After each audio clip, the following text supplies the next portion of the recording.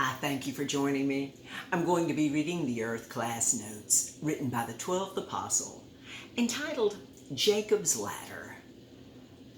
And he, Jesus, saith unto him, Verily, verily, I say unto you, hereafter ye shall see heaven open, and the angels of God ascending and descending upon the Son of Man.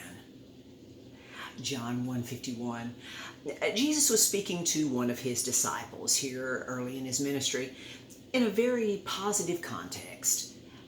This is a prophecy that is a fulfillment of Jacob's ladder that is currently taking place, and its ultimate fulfillment will be when our Savior once again stands upon this earth in his bruised and battered physical body, as the ladder to heaven will finally be complete.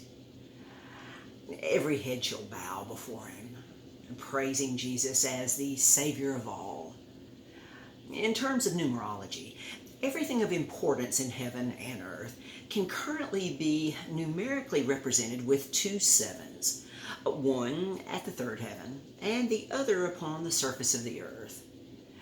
The first of these 2 sevens is the 7th day of rest, which is currently unfolding both in heaven and earth. The second of these 2 sevens, 7 representing perfection, is in recognition of the 7 levels of authority having been put into place.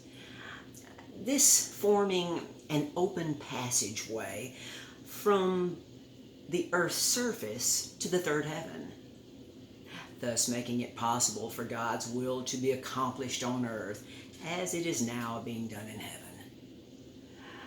These 2 sevens are the double witness of perfection, a setting that pleases our one and only great God and his beloved only Son. So much so that mortal time is actually being allowed to continue for their glory. This is the foundation that we have been so honored to help put in place, fulfilling Jesus' words in John 1:51 and honoring our forefather Jacob, who had great insight during his life here. This perfect alignment is the ultimate solution required by God to be in place in order for this age to come to a close in a way that would honor his beloved Son to the greatest extent. Mighty Jacob had a very strong physical and spirit body, and he was open to learning God's will the best way he knew how within his fast-changing circumstances. And Jacob was a great and powerful man, and Jacob's dream of the ladder to heaven, so to speak, compared to the prophecy Jesus presented to his disciples, proves 2 major points. The first point, that heaven is not just a dream of peaceful bliss, but is a real place beyond this wounded world. And the second point being the many angels descending and ascending upon the body of Jesus as they ministered to him proves who he was and who he is.